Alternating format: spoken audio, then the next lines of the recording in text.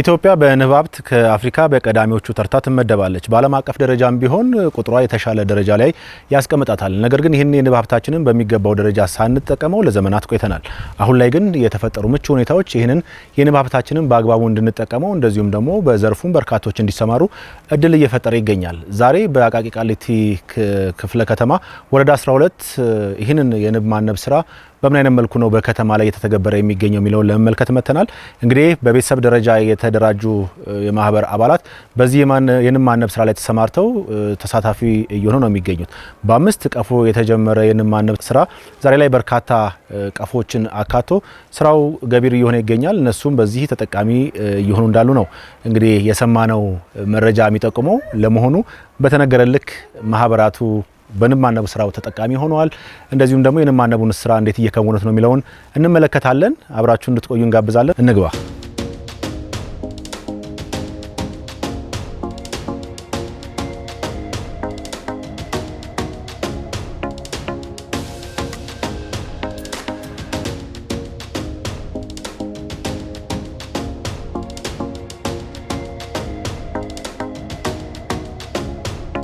እኔና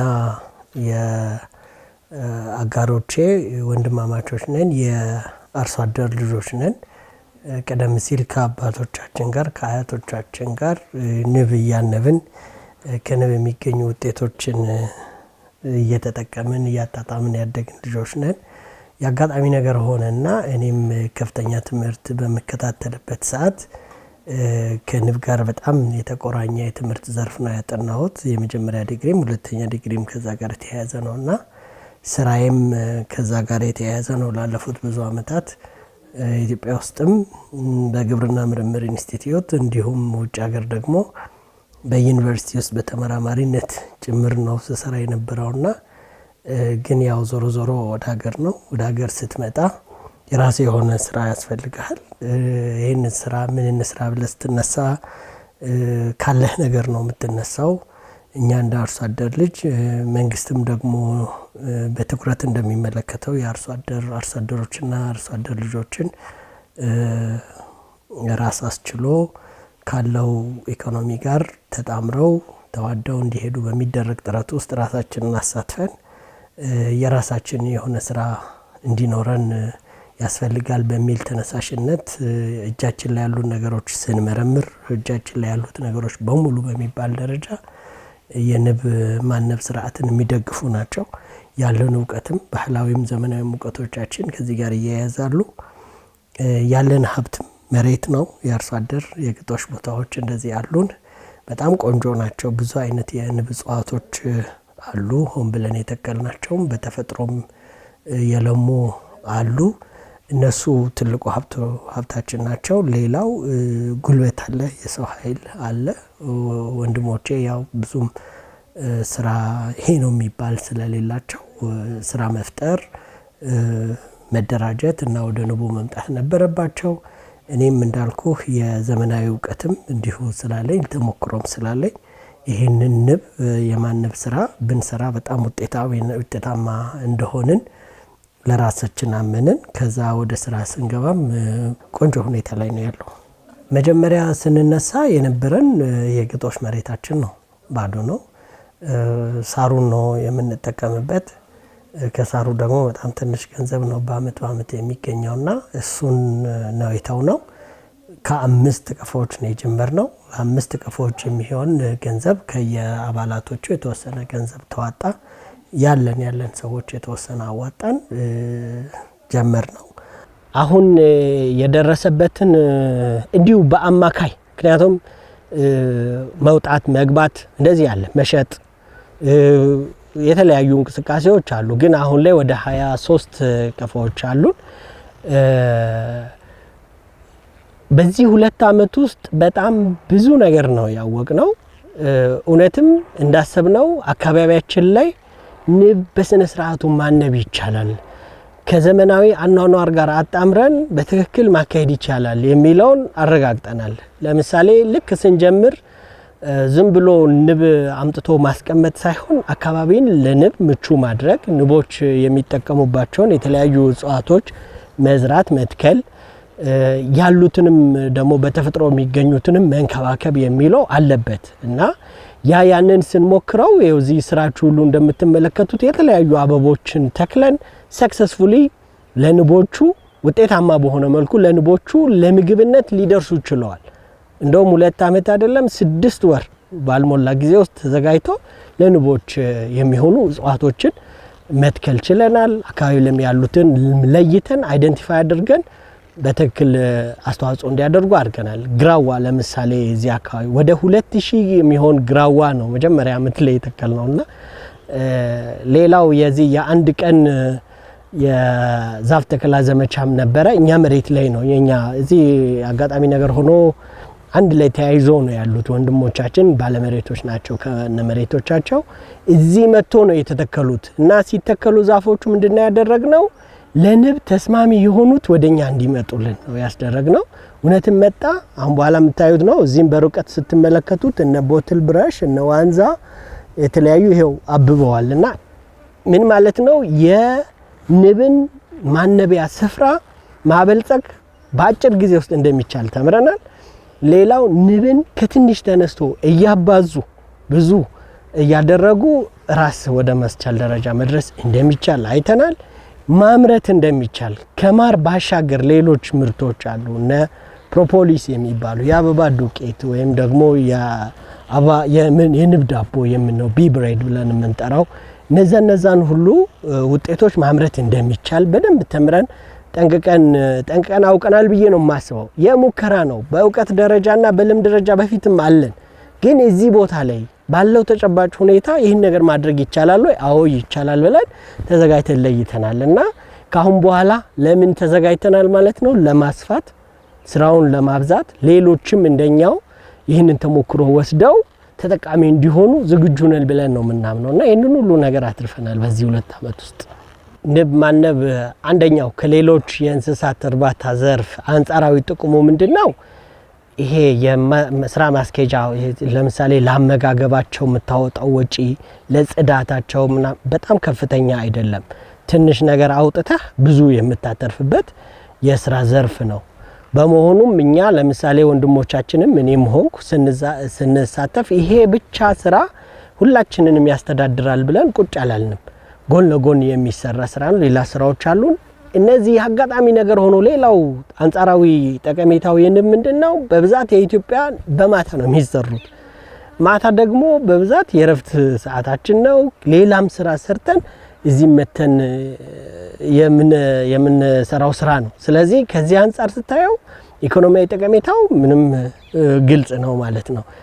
ሌላው ነገር ግን በዘመናዊ ዕውቀት ታግለህ ወይም በዘመናዊ አሰራር ስትሰራው ከባህላዊ ጋር ያለው ምንም ጥርጥር የለውም በእጥፍ ወይም ከዛም በላይ ጠቀሜታ አለው።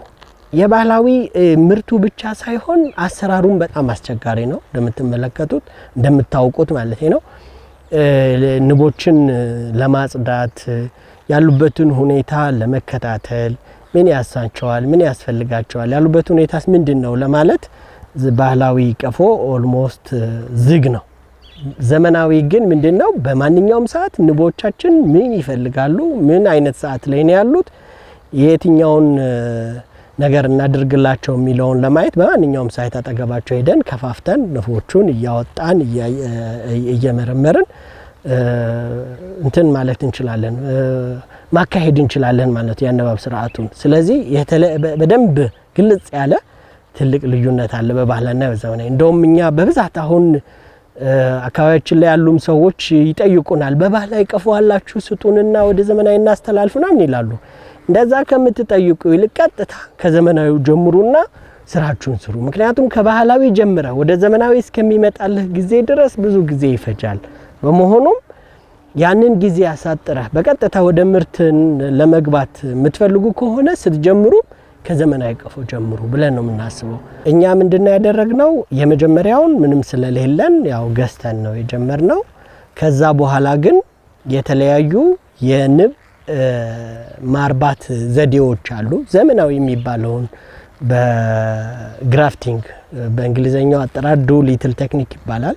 ትንሽ በመስራት ብዙ ማትረፍ የሚል ኮንሰፕት አለው። በግራፍቲንግ ግራፍት በማድረግ ከእጭ በመነሳ እንግዲህ ይሄ ቴክኒካል ፕሮሲጀር ስላለው ብዙም አልገባበትም።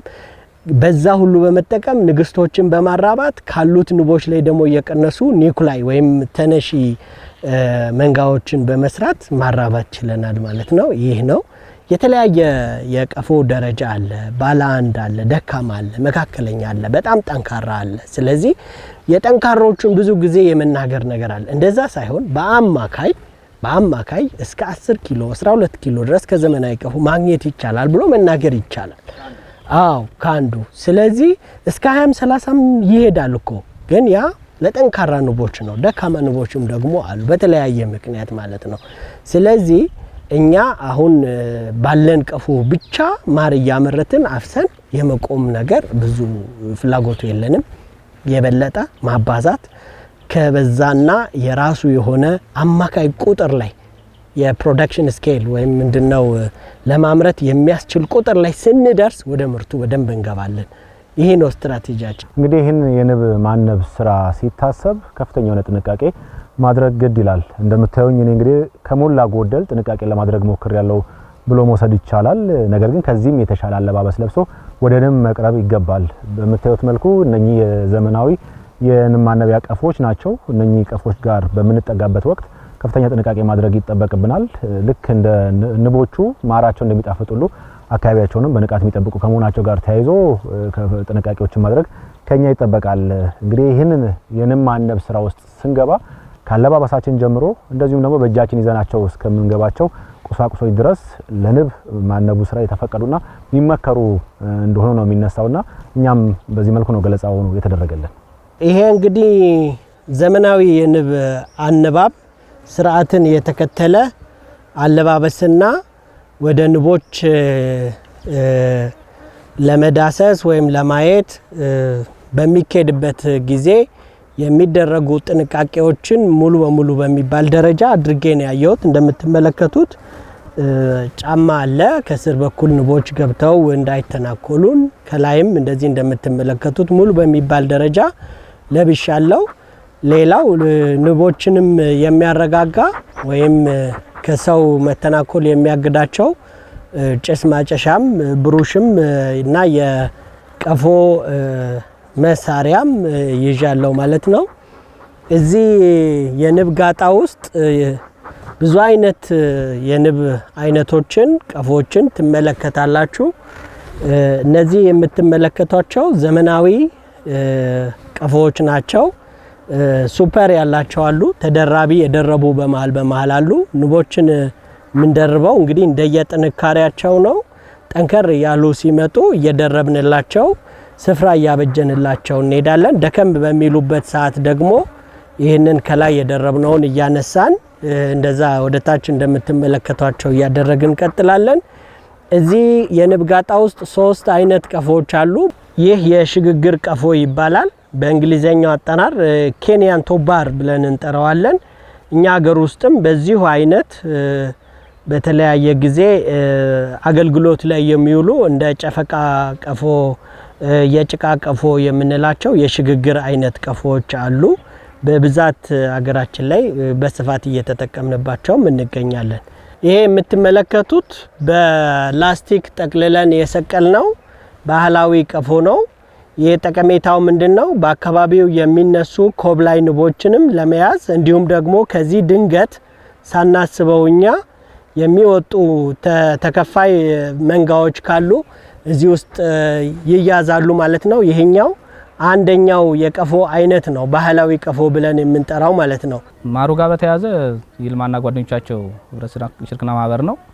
እሱ የተሻለ ነገር ነው። እንዳያችሁ በጣም ደስ የሚል ነው። ቦታው ምቹ ነው። የተሻለ ቦታ ላይ ነው የሚገኙት። እነኚህም በ2016 መጨረሻ አካባቢ የተደራጁ ማህበሮች ናቸው። 5 አባል ያለው ሆነው ነው የተደራጁት። እነሱን ክትትልና ድጋፍ ከማድረግ አንፃር ክትትልና ድጋፍ እያደረግንላቸው ነው።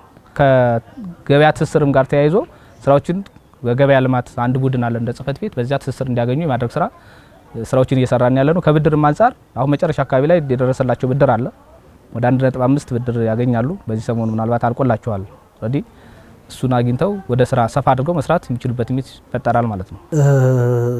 የወደፊት እቅዳችን እኛ ይቺን አካባቢ የንብ መንጋ መፍለቂያ ማድረግ ነው።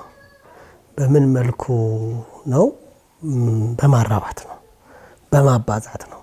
እንደ አንድ ትልቅ ለሽርክናችን መነሻ የሆነ ሀሳብ በአዲስ አበባ ላይ መንጋ በጣም የንብ መንጋ እጥረት አለ። ስለዚህ ያንን ጋፕ ለመዝጋትና ያንን ክፍተት ለመዝጋትና እኛም በዛ ሂደት ውስጥ ተጠቃሚ ለመሆን ይህንን በዋናነት ዓላማ አድርገን እንሰራለን። ጎን ለጎን ልክ እግር ኳስን ያለ እግር ኳስ ሜዳ እንደማትጫወተው ሁሉ የንብ እጽዋቶችንም ማባዛት፣ ችግኝ ጣቢያዎችን ማቋቋም ልክ እንደ ፓኬጅ አንድ ኮሎኒ ስንሸጥ አብረን የንብ እጽዋቶችንም ብዙ ጥቅም ያላቸው የንብ እጽዋቶችን አብሮ የመሸጥ እንደዚሁም ደግሞ ፍላጎት ላላቸው ንብ አናቢዎች መልካም የንብ ማነቢያ ስፍራ ማበጀት እዛ ድረስ በመስራት እንዲሁም የኮንሰልታንሲ ማቋቋም ብዙ አይነት እንትኖች አሉን። ግን ስቴፕ ባይ ስቴፕ ወይም ደረጃ በደረጃ ነው የሚመጡ። ስለዚህ በዋናነት ንቦችን ማራባት እና መሸጥ፣ ማከፋፈል። ሌላው ከማር ባሻገር ማር ብቻ ሳይሆን ከማር ባሻገር ጥሩ ኢኮኖሚያዊ ጠቀሜታ ያላቸው ሌሎች ውጤቶችንም ማምረት መቻልና ህብረተሰቡም በጋራ ሆኖ እንዲያመርት ማገዝ ነው። ለምሳሌ የንብ ሙጫ የምንለው ወይም ፕሮፖሊስ የምንለው ምርት አለ። ለፋርማሲ፣ ለመድኃኒት ፋብሪካዎች፣ ለሕክምናው ዘርፍ ግብአት ሊሆን የሚችል ጉዳይ ነው። አንድ ንብ አናቢ ብቻ ሰርቶት እንደ ንብ ከንብ እንደተገኘ ውጤት ልንኮራበት ወይም ልንሰራበት የምንችለው ጉዳይ አይደለም። በጋራ በህብረት በብዛት ሲሆን እስከ ውጭ ሀገር ድረስ ልኮ ራስን ደግሞ ሀገርንም ተጠቃሚ ማድረግ ይቻላል። ስለዚህ እንዲህ አይነት ነገሮች ውስጣችን አሉ። እንደዛ ነው እቅዳችን። ያው ድጋፋችን ለሁሉም ኢንተርፕራይዝ በሁሉም 12 ወረዳዎች አሉን። 12 ወረዳዎች ላይ በተለያየ አግባብ ድጋፎቹን እናቀርባለን። የብድር ድጋፍ፣ የመሳሪያ ሊዝ ድጋፍ፣ ከዛ ባለፈ ደግሞ የኢንዱስትሪ ኤክስቴንሽን ድጋፎችንም እንሰጣለን። እነዚህ ድጋፎች ለሁሉም ኢንተርፕራይዞች ተደራሽ ናቸው። ከኢንተርፕራይዝ አቀባበሉም ሊለያይ ይችላል። ግን አብዛኛው ኢንተርፕራይዝ የተለያዩ ድጋፎችን ለመለወጫ መንገድ አድርገው እየተጠቀሙበት ያሉ አሉ። ከዚህም አንፃር ደረጃቸውን እየመዘንን ደረጃ እድገት እየሰጠናቸው ወደ ታዳጊ መካከለኛ ያደጉ ኢንተርፕራይዞች አሉን። ወደ አነስተኛ ተሸጋግለው ለኢንዱስትሪ ያስረከብናቸው ኢንተርፕራይዞች አሉን። ስለዚህ ድጋፋችን ውጤት እያመጣ መሆኑን የምናረጋግጠው ግራጁዌት አድርገው ወደ ቀጣይ ሌቭል የሚሸጋገሩ ኢንተርፕራይዞች ስላሉን ነው። ባለፈው ዓመት ብቻ ከ70 በላይ ኢንተርፕራይዞችን አሸጋግረናል ወደ ታዳጊ መካከለኛና ወደ መካከለኛ ኢንዱስትሪ ማለት ነው። ስለዚህ ይሄ ስራው ላይ ያለን ውጤት ማሳያ ነው። ዘንድሮም በተመሳሳይ መልኩ ባለፈው ሩብ ዓመት ብቻ እንኳን ወደዚህ እየተሸጋገሩ ያሉ ኢንተርፕራይዞችን በሪፖርታችንም ላይ አይተናል። ያጸደቅናቸውም ኢንተርፕራይዞች አሉ። ይሄ ውጤቱ ማሳያ ነው ማለት ነው።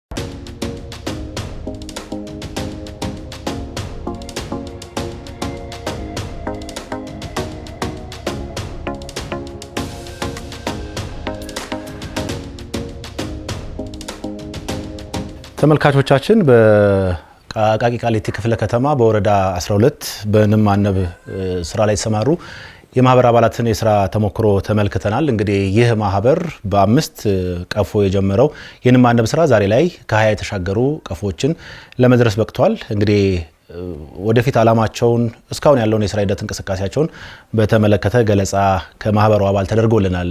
ወደፊት የተሻለ ደረጃ ለመድረስ እንደሚያልሙም ሲነሳ ነበር።